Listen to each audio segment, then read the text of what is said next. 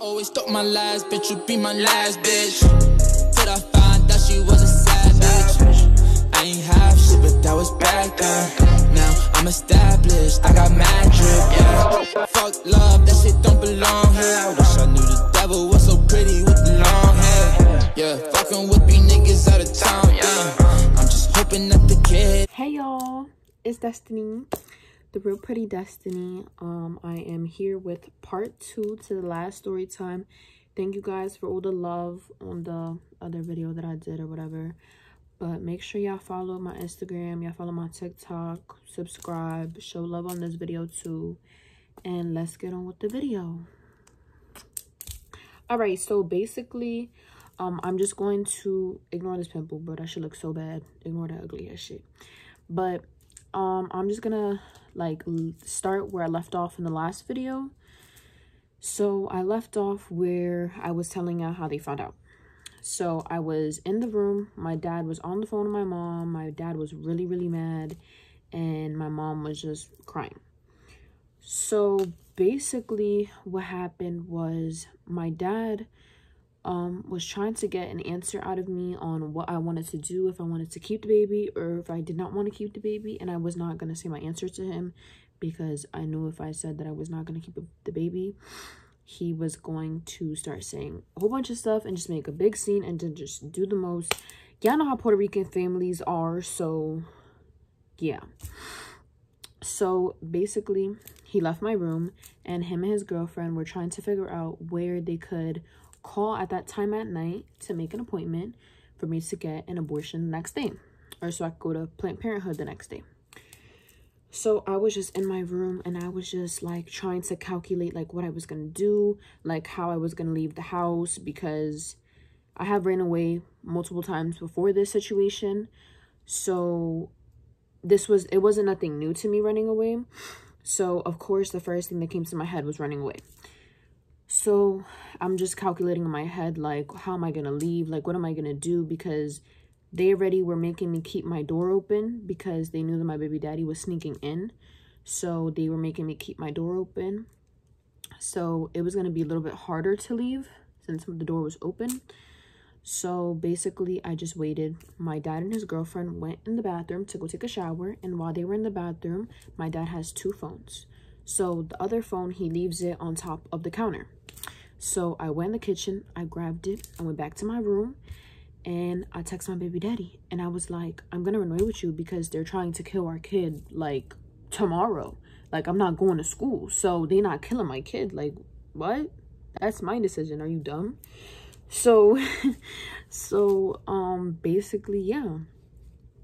He was with it. He was like, I'm gonna get you an Uber at 2 o'clock in the morning and you better be ready at that time.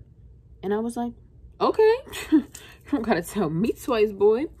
So I put the phone back. They got out the bathroom and they were still telling me that they were looking for Planned Parenthood, and I'm just in my room and I was literally sitting on my bed, like just sitting there, like just in disbelief about like what I'm about to do. And I was just trying to calculate it because, like I've told you, I ran away a couple of times before and it has been with him too. So I was like, damn, like I'm about to do this again, but this time like they know I'm pregnant and I'm running away. So I was like, you know, like, am I really about to do this? But like, nobody gonna kill my kid. So no, I did that myself. I made that. So no. So, basically, yeah, I waited till they went to go lay down. When they were going to lay down, I got in the shower, and while I was taking my clothes off, my dad knocks on the door mad hard. And he's like, you're not going to school tomorrow. You're going to take that effing baby out of your stomach. So I was just like, okay, like, that's what you think. I'm gonna be gone by the time you wake up. So, yeah, I got in the shower, took the shower, whatever. They was sleeping already. So when I got out the bathroom, I automatically started packing. I didn't start packing because remember, my door is open now. So I can't make as much noise.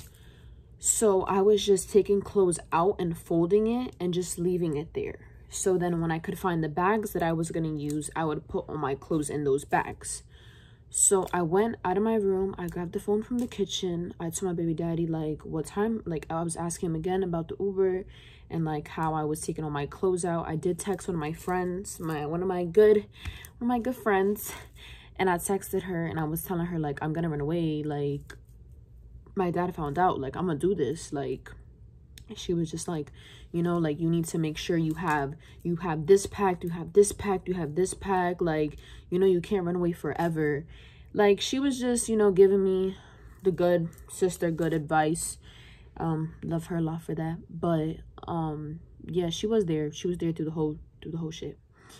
So basically, yeah, once it got closer to 2 o'clock, I packed everything up in the bag.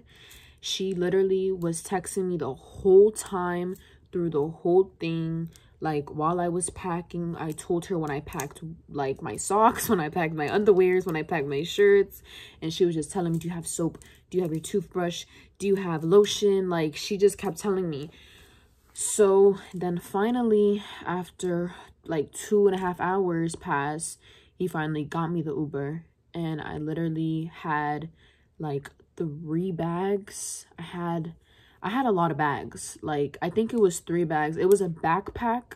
I had a backpack, I had a duffel bag, and I think I had another bag if I'm not mistaken, but I know it was a lot. And I had shoes, I had underwears, I just had a whole bunch of clothes, I had my Crocs.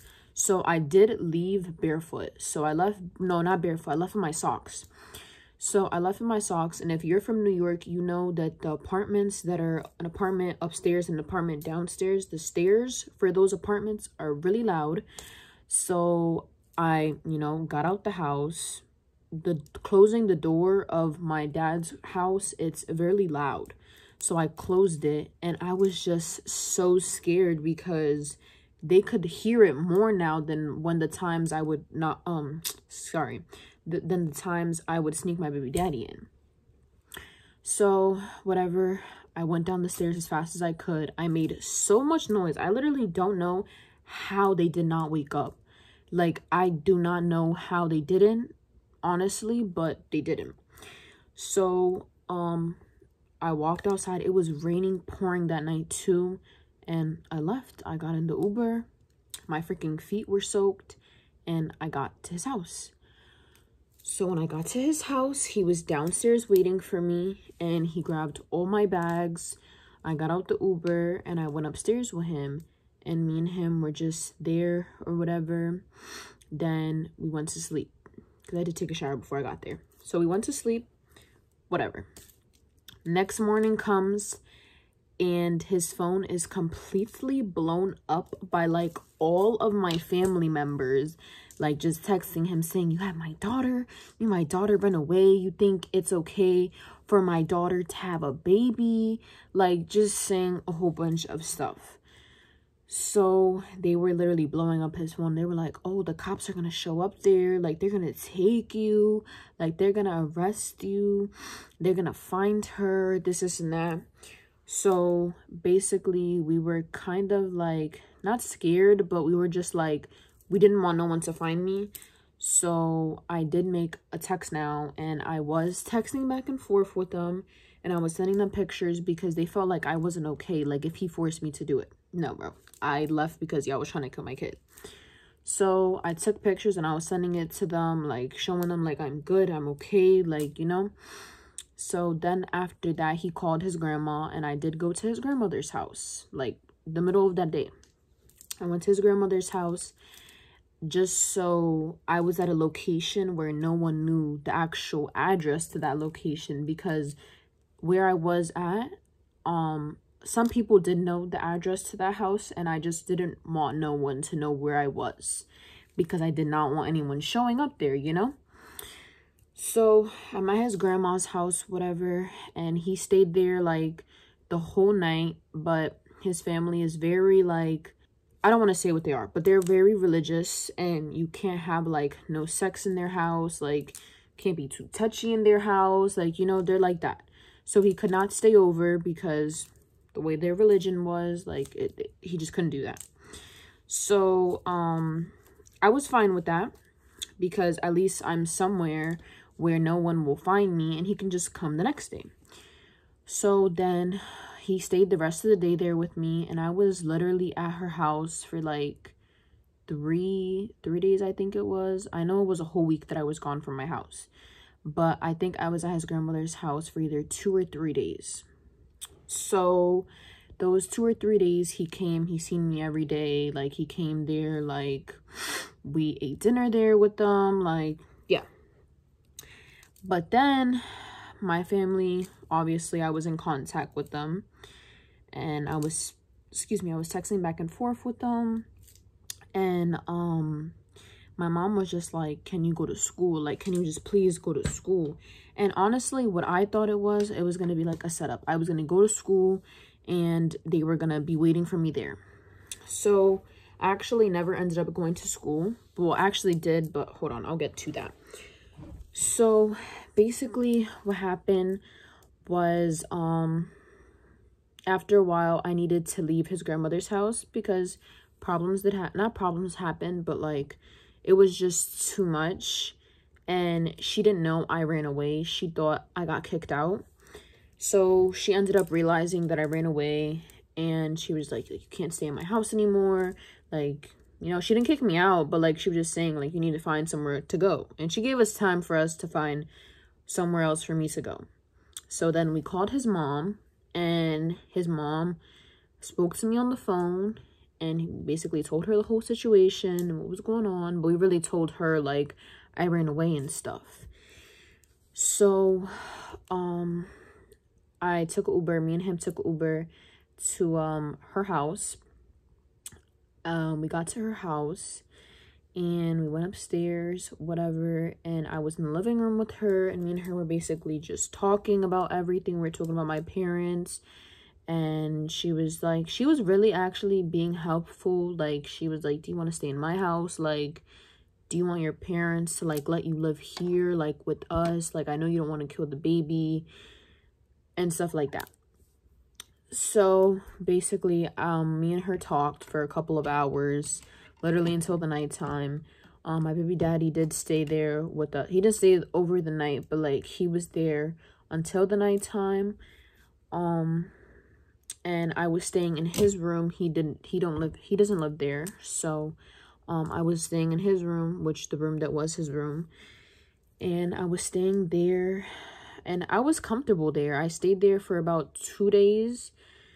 And then after a little while, then she was like, I need to speak to your parents.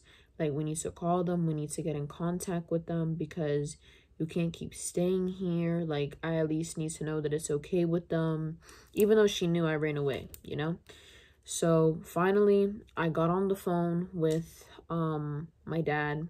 Well, I gave them my dad and my mom's number. My mom was not answering for them, so my dad answered, which I didn't want my dad to answer because I wanted it to be my mom. Because my mom is like, I wouldn't say she's nicer, but she's more understanding. And like, what I'm doing with my baby father, I mean, not what I'm doing, what I did back then with him, like the whole running away thing and not wanting like no one to kill my baby, she did that with my dad. So she's more understanding. So basically, my dad got on the phone with them, and they were basically talking and basically saying how it's not okay and how my dad doesn't want me to have the baby. And then his mom was like, well, do you guys want to come here and like have a sit down and all of us talk? So my mom did fly from Florida to New York because, hello, I was gone for like a week. It was a week. I know it was a week because the day that they came, it was either a Saturday or a Friday. Like, that they came to my baby daddy's mom's house.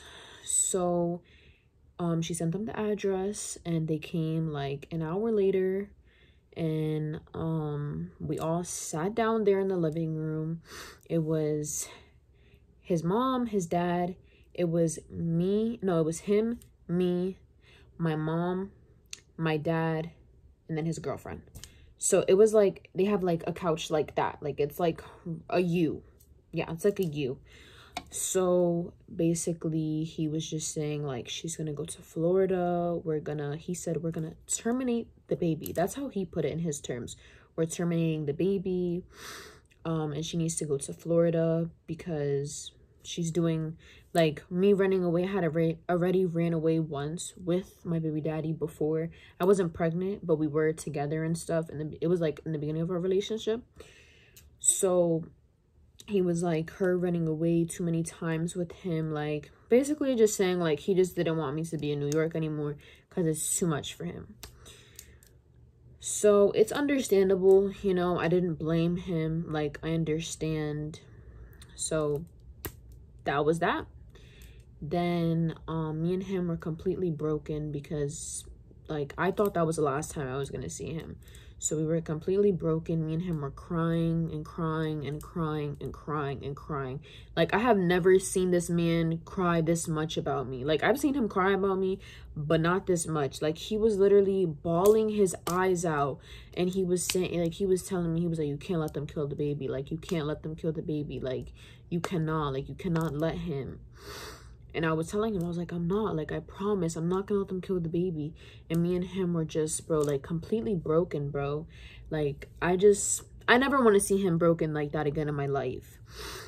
So, after us crying for, like, a whole hour together. Oh, my God, it gets me so emotional. Y'all see my eyes getting watery?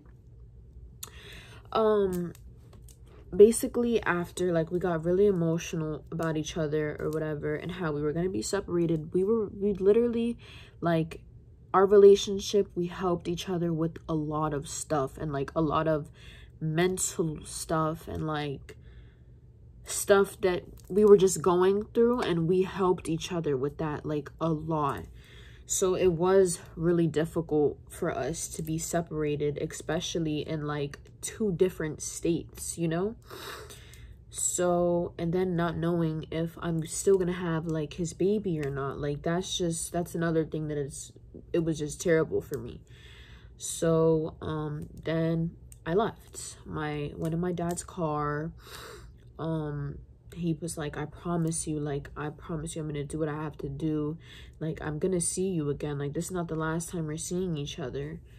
So I got in the car, we went to Wendy's, and then I went to my mom's friend's house because I didn't want to go to my dad's house at all whatsoever, because me and him have so many memories in that house. He has slept with me so many times in that house, in that bed. Like, we've been everywhere together in my dad's house. So I just didn't want to go there because moment I walk into my room, I'm just gonna picture me and him laying on the bed together, like having good times, you know?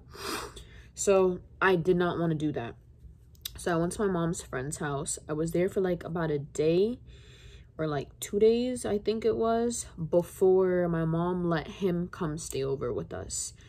So he did come because she knows that I was really broken.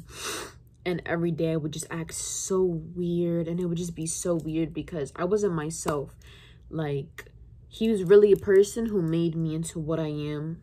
Not today, but like, he's just helped me get to the person that I am today. Like, he's helped me be more mature and just, he's helped me with a lot of stuff. That's why I am the way that I am with him. So basically, he did come and stay over with us. I will add some pictures of when he was there. Well, first I'm gonna add a picture when I ran away with him. I'll first add that picture because I know we have that picture. It's in the mirror. I was pregnant there, but you can't really, like, you can't tell because I was like 15 weeks or 13 weeks there. I don't really remember, but yeah. So that's that picture of me running away with him. And then here is the picture of me and him sleeping together. That was when he came to stay over. And then we do have a picture of the last day that me and him were together. And it's a picture of him kissing my stomach. And I'll add those pictures in. And if there's any other pictures, I'll just add them on the screen. Because I know me and him have a couple of pictures. So I spent those 2 days with him. My mom did, like, we were sleeping together in front of her in an air mattress. We slept there. Like, those days there were hard too. Like, we really, like, took advantage of those days together, but they were really hard. And if y'all do know, me and him are still, like, oh, y'all see how emotional I get over this boy? me and him are still like separated, but at least we have the baby. Whew. Hey y'all, I'm back. I'm so sorry that I stopped. I did get emotional. I get very emotional when it comes to him because I don't see him all the time, so it's just hard on me. Yeah, I did start crying. I'm sorry y'all, but I'm trying to like pull myself together a little bit because yeah, I need to pull myself together, right y'all? Right? I'm pretty sure y'all like trying to help me through the screen, but anyways, I'm a bad bitch, but real niggas cry though. And I'm pregnant, so it makes me like 10 times more emotional. Now my nose is very red, but anyways, let me stop talking because the video is already gonna be mad long. But where was I? So yeah, those couple of days with him, those, I think it was 3.5 days, or yeah, it was 3.5 days that me and him were together at my mom's friend's house, and I am so grateful and thankful to my mom for like doing that for us because it helped a lot. Oh, and I did skip over a part, but my dad did take me and my mom to the doctor, and basically he thought I was going to go there and get an abortion. But the way New York laws work and the way New York works, you're basically emancipated when you're pregnant over there. And if I tell them that I do not want an abortion, they can't like force me to have it, you know? So basically that's exactly what I did. I went in the doctor's office. The lady asked me how many weeks I was. I told her, well, I didn't even know. I think I was 13 or 15. I do not remember, y'all. But I'll add the picture of how the baby looked. So I don't remember how many weeks though, and it does not say it on the little picture either. But basically I went into the room and the lady like did the sonogram, and I had never seen him before, like at all whatsoever. I didn't know, even if I had like a full-grown baby in my stomach, like I just kept getting positive tests and I was throwing up, but it was still a little bit too soon for me to really like feel like hard kicks or like really feel anything. So technically I didn't know really. So basically I seen him, he popped up on the screen, and I heard his heartbeat, and I was just like relieved like that he was okay and he was healthy and just everything with him was okay. Like that gets me emotional too. Y'all see how emotional I am? Oh my god, this is terrible. This is so terrible. This video is gonna be all over the place. I'm sorry, but anyways, so I started crying when I heard his heartbeat. And after I heard his heartbeat, I went into the doctor's office. It was actually like not the doctor's office, but like her office. And I was sitting in there, and she went to get my mom because I wanted my mom to be in there because my mom already knew my answer. She knew I wanted to keep it because I had plenty of conversations with my mom, and she told me if that's what you want to do, like I'm gonna support you. It might be difficult and like you need to get on your shit, but you're gonna work your ass off for the little boy that you want. So, well, I mean, I didn't know it was a boy at that time, and he is a boy, but she was just like, you need to work your ass off. Like, you want to have a kid, so you're going to have a kid, and you're going to work your ass off for it. Like, you're not going to be struggling, none of that. So she came in the room, and the doctor was like, so what do you want to do? And I was like, I want to keep it. Like, what do you mean what I want to do? So my mom was like, can we still schedule it at least? And she was like, we cannot schedule it if she just told me that she doesn't want to do it. I can't force her. My mom just wanted to schedule it to at least show my dad, like, you know, like, so it wasn't so soon that I was like not getting an abortion. So then she gave us a paper and basically was just saying that she could not make the appointment for the abortion because I said I didn't want to do it. So then I left. We went downstairs, and we were downstairs, and my dad called us like the moment we got out of the doctor's office, and he was just like, So what happened? Is she getting the abortion? My mom was like, no, she's not. She told the lady that she doesn't want to get it and that she wants to keep the baby. And he was like, give her the phone. And she gave me the phone. And my dad was just saying, like, you don't know what you're doing with your life. Like, you're messing up your life. You're throwing out your life. Like, I'm not going to say everything that he said because me and my dad are on good terms now. And I'm not going to sit here and bash him. I mean, a lot of people will probably agree with the stuff that he said, but I just don't want to put it on here. But he was just telling me, like, the typical father stuff that a father would tell his pregnant 15-year-old daughter trying to keep a kid, you know? So he was just like, what are you going to do? Like, how are you and SJ going to provide for this child? Like, how are y'all going to do that? So basically I told him, I was like, I'll get a job. SJ has a job. He was like, what are you going to do when you have to do school? And I was just like, I'll get a babysitter. And he was like, who's going to be the babysitter? Your mom? And I was like, no, he can go to a daycare. And then he was like, who's going to pay for daycare? And I was like, SJ will. So, like, it was, like, kind of like a call like that. But he was saying other stuff. But I don't want to just say it. Because that's, like, you know, I don't want to bash him, like I said. So, anyways, after that call, he was like, well, since you're going to keep this kid, you're not going to have no type of contact with me. I don't want nothing to do with you. Whatever. Basically cut me off. Like, saying, like, it was either me or the baby. Well, basically, it was either you get rid of the baby or you go to Florida. That's basically what it was. But I wasn't getting rid of the baby, so I had to deal with the consequences and come to Florida. But it actually did work out better for me in Florida anyways than it would have in New York. So, but it did work out better for me than it would have in New York anyways. So basically, that was a little part that I skipped over of him coming to my mom's friend's house. But yeah, after that, like, little part that I skipped, he came and he stayed with me for 2.5 days. And basically that was that. After that, me and my mom got on the plane and went to Florida. And I actually never lost contact with him because I always had my iPad. So before I got my phone, I did have my iPad. So I would always text him all the time. And, like, you know, I was still in contact with him.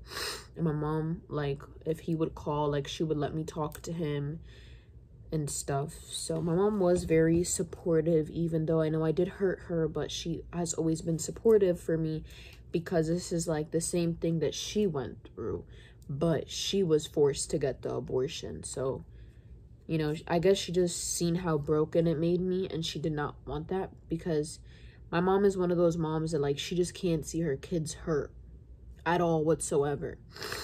Especially when it reminds her of, like, my dad and her, especially. So basically, y'all, that's the story. After that, I came to Florida. I got a job, like, the day after I came to Florida. And I got a job. Well, I got the girl texted me saying that she'll like to have an interview. A couple days later, I sat down to the interview with her and I got hired. And then I did go to a pregnancy school for a little while that is in Florida.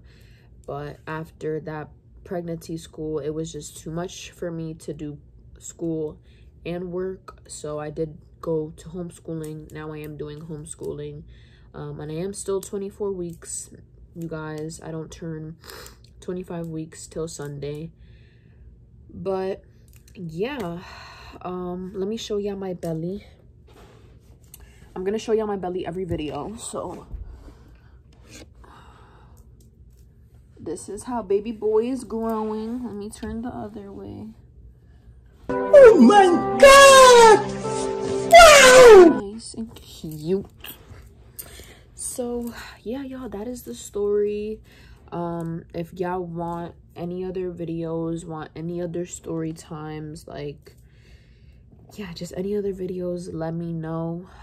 I do have a couple of videos in mind, but I'll always take, like, videos that y'all want me to do personally.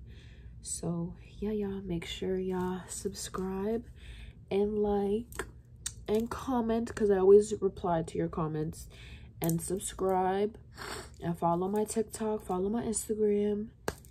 And yeah, love y'all, and I will be back soon doing another video. This is not the last video.